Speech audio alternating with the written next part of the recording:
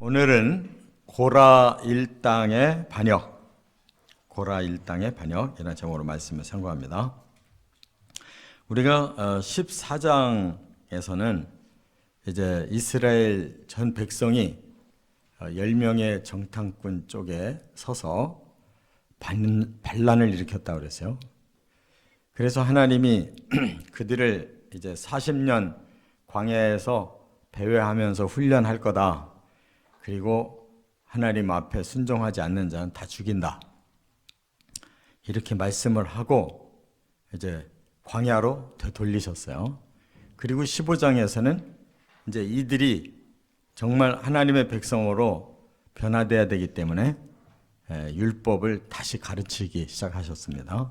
그래서 제사 율법 또 계명 율법을 다시 실질적으로 이제 가르쳐서 그들의 마음속에 훈련이 되도록 이렇게 하셨는데 16장으로 딱 넘어오니까 또 반역이 일어나요.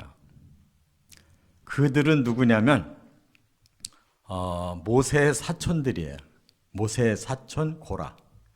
그 다음에 그 첫째 아들 르우벤 지파의 이 3명, 그리고 이제 지휘관들, 각 지파의 지휘관들이 또 뭉쳐가지고 250명 이렇게 또 들고 일어나서 모세와 아론을 이제 대적하는 거예요. 왜 그랬을까? 충분히 이해가 가요. 왜냐하면 이들이 이제 가나안 땅에서 자기들이 못 들어갑니다 반대를 해서 결국 그런 죄를 범하고 벌을 받았는데, 이제 생각해 보니까 우리가 가나안 땅에만 쳐들어갔으면 될 건데 결국은 지금 가나안 땅을 앞에다 놓고도 뒤돌아서서 다시 광야의 고난을 받게 되니까 사람의 마음이 이제 한편으로는 후회가 있으면서 한편으로는 역시 지도자들이 잘못해서 그렇다라고 탓을 하는 거예요. 사람은 뭐가 안 되면은 꼭 남에게 탓을 돌려요. 결국 자기들이 그렇게 결과를 만들어 놓고도 이제는 생각을 또 바꿔가지고 우리는 얼마든지 가나안 땅에 들어갈 수 있었는데 눈앞에서 그거 놓치고 결국 광야에서 다시 이렇게 하염없이 괴롭게 산다는 거, 이거 따지고 보면 결국 지도자들이 잘못해서 이렇게 된 거 아니냐 이거예요. 그래서 마치 자기들은 가나안 땅에 들어갑시다 뭐 한번 그렇게 하긴 했죠. 근데 지멋대로 올라가니까 아라 전투에서 패배했잖아요. 이렇게 사람은 생각을 확 뒤집어요. 뭐가 잘못됐으면 철저히 우리가 그때 거기서 실수했고 거기서 반역했고 정말 우리가 이 죄를 결국은 떠안게 됐다 하고 회개하는 마음을 가져야 되는데, 싹 얼버무려 가지고 자기들은 가나안 땅 들어가려고 했는데 결국 지도자들이 잘못해 가지고 이렇게 막혔다. 다 그냥 지도자 탓으로 돌려요. 지들 잘못은 싹 감춘다고. 지금 고라가 그런 놈이에요. 그러면서 뭘 가지고 내놨느냐? 야, 너희들만 지도자냐? 우리도 지도자다. 고라는 사촌간이니까 지금 모세, 아론이 모든 권력 다 쥐고 흔들기 때문에 이게 문제가 된다는 거예요. 나도 너희와 못지않은 똑같은 집안 아니냐? 사촌인데 너희는 큰 집이고 우리 작은 집이고 그거 차이지 뭐가 차이가 있냐 이거예요. 권력을 이제 자기들도 가져야 되겠다는 거고. 또 르우벤 자손 또 3사람이 또 있어요. 그 사람들은 뭐냐? 본래 우리가 장자다 이거예요. 왜? 첫째 아들이니까 르우벤이. 그러니까 지금 영적 질서를 무너뜨리고 우리가 장손 집안이야. 니들이 뭐 레위 집안이 무슨 셋째 집안이고 우리는 첫째 집안이야. 여기 와서 다시 또 한번 뒤집어 보려는 거야, 육적으로. 그리고 250명의 지휘관들. 아니 우리가 꼭 모세와 아론 저렇게 계속 실패하는 사람 따라다니면서 중간에 지휘자 노릇하기 힘든데 우리 한번 혁명을 일으켜보자는 거예요. 그래서 사촌 고라, 르우벤 지파의 세 사람, 또 각 지파의 지휘관 250명이 쿠데타 일으키려고 손잡았단 말이에요. 그런데 그들은 잘못된 손을 잡은 거예요. 진짜 자기들의 잘못이 뭐고 자기들의 책임이 뭐고 자기들이 앞으로 해야 될 게 뭔가를 싹 뒤집어 버린 거예요. 자기들의 죄 때문에 결국 38년 더 광야 생활을 해야 되고 하나님 앞에 제사 정신과 그 계명을 지키는 정신을 다시 배워가지고 고난 속에서 변화가 일어나야 되는데 그런 게 싫은 거죠. 그래서 이런 일이 생긴 거예요. 그렇다면 그들의 마음을 이렇게 움직인 게 뭐 때문이냐? 결국 사람은 이 악한 것이 속에 들어있거든요. 그것이 동시에 일어나가지고 또 같은 동료의식을 느끼면 이런 짓이 일어나는 거예요. 그래서 우리 사람의 내면에 모두 숨어있는 그거부터 해결해야 된다는 거예요. 그 죄성부터 해결해야 돼요. 첫째, 1절부터 3절 교만 때문에 교만. 고라가 이렇게 당을 지었다 그랬어요. 오늘날도 이 당이 문제야. 당이 끼리끼리가 문제인 거예요. 그 미국도 민주당, 공화당 그러면 뭐 당만 다르면 무조건 적군이야. 보면 상대방에 대해서 별별 욕을 다 하잖아요. 그러고 막 서로 대통령이 나와야 된다고 그냥 아주 막 온갖 전투를 다 벌리잖아요. 당이 문제라고. 누가 더 하나님을 잘 경외하고 누가 더 진리 편에 설까 이렇게 좀 객관적으로 사람이 생각을 해야 되는데 당이 딱 지어지면 그런 객관적인 게 필요가 없어요. 무조건 우리 편 아니면 적이야. 그런 세상에서 어떻게 똑바른 지도자가 나오며 똑바른 투표가 되겠냐고. 다 엉터리야. 그러니까 세상 사람들은. 문제는 자기들의 마음에 우리가 더 잘났어. 내가 더 똑똑해. 내가 나서야 돼. 이런 교만이 문제라고. 고라라는 놈이 바로 그런 성격이 있는 거예요. 지금까지 사촌 형들한테 그냥 눌려가지고 모세는 전체를 지도하는 영도자고 아론은 대제사장이고 그 자식들이 지금 다 내리 제사장을 앞으로 할 건데 아니 우리 사촌 간에 우리는 아무것도 아니잖아. 거기에 비하면 뭐 우리 자기들은 막 아무것도 안 가진 거예요. 그런데 지금 모세가 그들의 그 거대한 그런 음모 집단 앞에 모세는 엎드렸다 그랬어요. 이 엎드렸다는 말은 항복했다는 뜻이 아니고 그들에게 대항을 하지 않고 자기는 하나님 앞에 기도하려고 엎드린 거예요. 그리고 이제 하나님께 물어봤겠죠. 이것도 어떻게 하면 좋습니까? 교만한 사람은 자기 자아에 그 교만을 드러내서 남을 그냥 끌어내리려고 하는 거고 정말 하나님의 사람은 제일 중요한 게 하나님 뜻이 뭡니까를 물어보는 게 제일 중요한 거 아니에요. 대항하기 전에.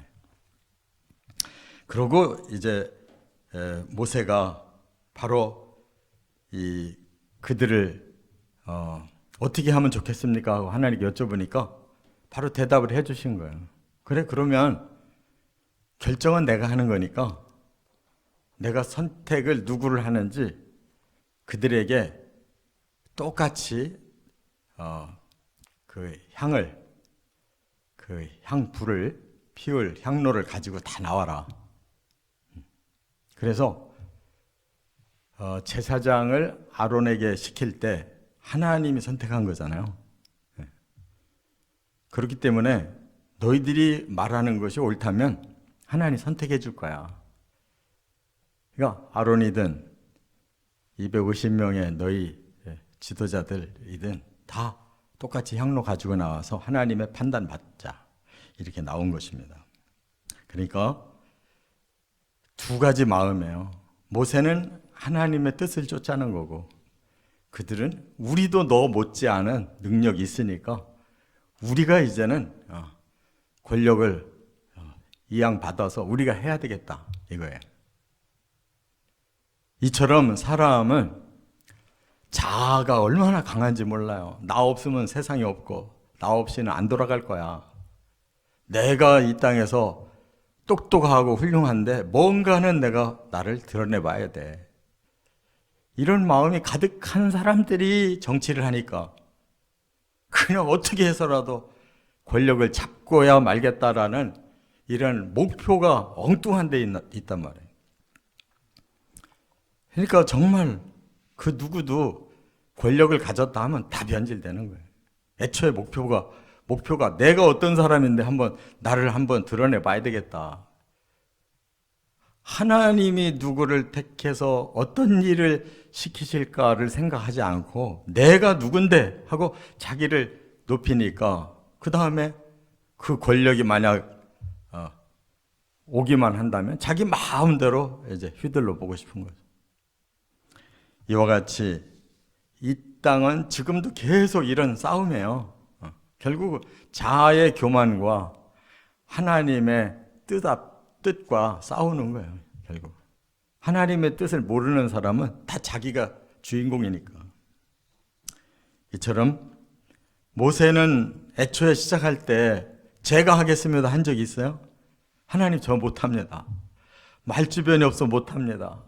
다른 능력 있는 사람 많을 텐데 그 사람을 뽑아서 하세요. 계속 못한다고 그러니까 하나님이 혼을 내셨잖아요. 나 여호와가 하겠다고. 그리고 너에게 네 지팡이에 권능을 줘서 내가 모든 것을 일으키겠다는데 왜 너 순종 안 하냐? 그래서 했잖아요.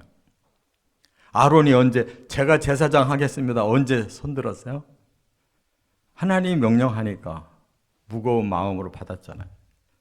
자기 자식 둘을 죽였잖아요. 향불 잘못 썼다가. 그래도 찍소리 안 하고 지금 감당하는 것이 용하잖아요. 근데 선택을 못 받은 것들이 오히려 이런 욕망이 생겨가지고 자기를 스스로 높이려고 이렇게 반역한다 그 말이에요.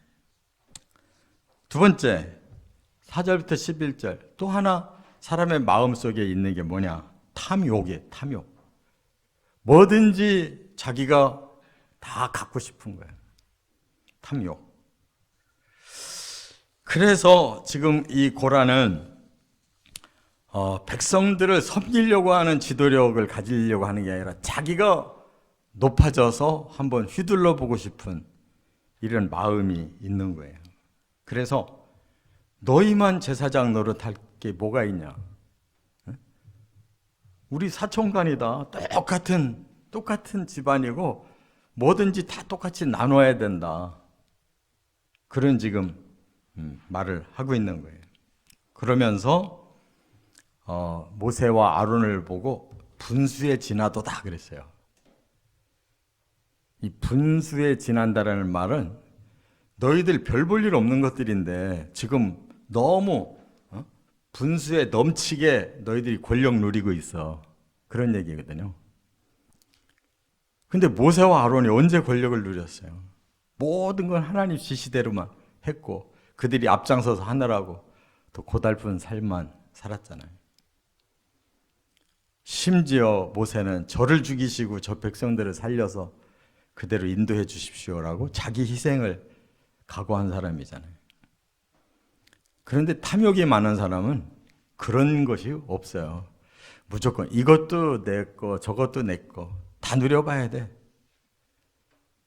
뭔가 지도력이 있고 그러한 훌륭한 점이 있어야지 쓰임을 받는 건데 탐욕만 많아가지고 실력은 없는 것들이 탐욕을 부리면 그런 자가 권력을 잡으면 세상이 저렇게 되는 거예요. 엉망이 되는 거라. 그런데도 자기의 부족을 느끼질 못해요. 자기 분수를 몰라요. 거꾸로 모세와 아론 보고 니들이 분수에 지나도다. 니들 너무 나갔어. 너무 나간 거는 바로 고라 일당이 너무 나간 거예요. 객관적으로 볼 줄을 모르는 거예요. 그래서 결국은 자기들이 뭐든지 다 하고 싶은 이런 욕망을 없애지 않고는 사람은 결코 바른 길을 갈 수가 없어요. 판단이 이미 잘못되어 있기 때문에. 시편 3절에 보면 시편 10편의 3절을 보면 악인은 그의 마음의 욕심을 자랑하며, 마음의 욕심을 자랑하는 사람이 이미 악인이라는 거예요. 마음에 이거저거 욕심이 많은 사람들이 있어요. 나 이것도 해보고 저것도 해보고 막 그냥 남을 그냥 막 헤쳐가면서라도 자기가 하고 싶으면 다 하려는 사람들, 이게 악이네. 탐욕을 부리는 자는 여호와를 배반하는 자다. 하나님이 이 세상의 모든 걸 주시는데 하나님의 주권인데 그거를 자기가 채트리겠다는 사람, 하나님 배신하는 자라니. 여호와를 거스리는 일이다. 하나님하고 반대편에 서는 거스리는 일을 하는 자. 이것이 욕망이라는 겁니다. 예수님께서 뭐라고 말씀하세요? 서기관들, 바리새인들, 그들을 보고 잔과 대접의 겉은 깨끗하되 안에는 탐욕과 방탕이 가득하다. 그러니까 지도자가 되긴 됐는데 자기의 그 겉은 지도자 같은 그런 모습을 갖추느라고 외식을 하고 속은 하나도 지도자다운 변화가 안 일어나고 오히려 탐욕과 방탕만 가득하다. 이게 가짜 종교이네. 이 가짜 종교 지도자들은 바로 이런 거예요. 완전히 겉과 속이 다른 거예요. 속에서는 가장 세속적인 거를 탐하면서 겉으로는 가장 깨끗한 척하는. 그러니까 그런 사람들을 가만히 보면 이중 삶을 살아요. 굉장히 가난한 것처럼, 자기는 가난하게 사는 것처럼 말하면서 실제로는 아주 부자로 살거든. 아니 어떻게 종교인들이 그냥 그 좋은 차를 타고 그 좋은 집을 살고 그 좋은 대우를 받고 가장 특권을 누리냐고. 그거 잘못된 거 아니에요? 모세가 아론이 그렇게 살았냐고. 가장 힘든 일을 한 사람들이잖아요. 이게 바로 탐욕이라는 거예요. 골로새서 3장 5절에 그랬어요. 그러므로 땅에 있는 지체를 죽여라. 하나님을 경외하는 사람들이 땅에 있는 지체를 굉장히 뭔가를 얻고자 하는, 자기가 살아있는 사람들, 그거는 가짜야. 곧 그들의 마음에는 음란과 부정과 사욕과 악한 정욕과 탐심을 가지고 있다. 그런데 그게 곧 우상숭배다. 실제로는 하나님 경외하는 척하면서 그거 이용해가지고 전부 다른 것을 하고 싶어하는, 그게 하나님을 섬기듯이 그런 것을 섬기고 있는 우상숭배자라는 거예요. 그러니까 이런 영적인 지도자들은 그거를 내려놓지 않으면 전부 가짜 일을 하는 거예요. 가짜 일. 자기는 그래도 막 뭔가 잘 돼야 되는 거예요. 겉으로는 기도하면 늘 뭐 가난하게 살고 이웃을 도와주고 뭐 뭘 헌신하고 말은 그냥 아주 그럴듯한데 하나도 행동은 그런 게 없어요. 한 자리라도 높은 자리에 올라가 봐야 되고 뭐 조금이라도 더 좀 누려야 되고 아주 생활이 이중적이에요. 그 어떻게 지도자예요? 바로 그런 탐욕을 버리지 않고는 지도자 노릇을 못하는 거예요. 이중생활을 해야 되기 때문에. 세 번째, 12절부터 19절 거역과 대적. 그들은 안 되면 거역하고 안 되면 폭력을 쓰는 자들이에요.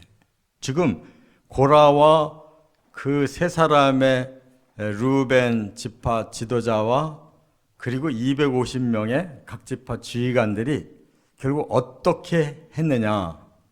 거스렸다 그랬고 거역했다 그랬어요. 거스린다라는 말은 막을 거 거스르려고 해요. 반대로 나간다는 거예요. 반대로.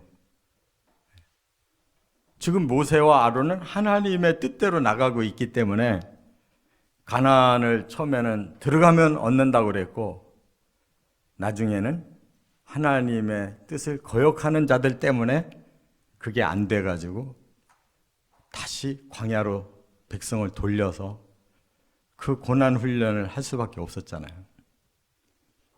그런데 정작 가나안 땅 보고서 기가 질려가지고 우리 죽어도 못 들어가 해놓고서 또 하나님한테 혼나니까 그러면 우리가 앞장서서 해보겠습니다. 또 하지 말라는 전쟁을 자기들이 임의로 해가지고 대실패를 하고 결국 광야로 돌리니까 결국 그걸 인정을 못 하겠는 거예요. 그러니까 모세에게 반기를 들고 나중에 그들이 대적을 했다. 대적이라는 말은 그냥 상대를 원수로 알고 쳐 죽이려고 하는 거예요. 쿠데타를 일으키려고 한 거란 말이에요.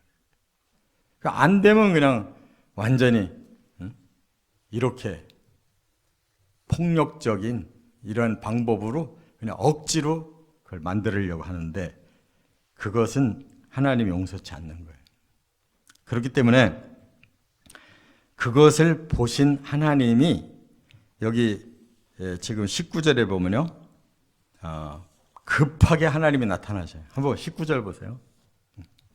고라가 온 회중을 회막문에 모아놓고 그 두 사람을 대적하려 하매. 그 말은 두 사람 죽이려고 하는 거예요. 그러자 여호와의 영광이 온 회중에 나타나셨다. 급하니까 지금 모세와 아론이 죽게 생겼으니까 하나님이 급하게 나타나신 거예요.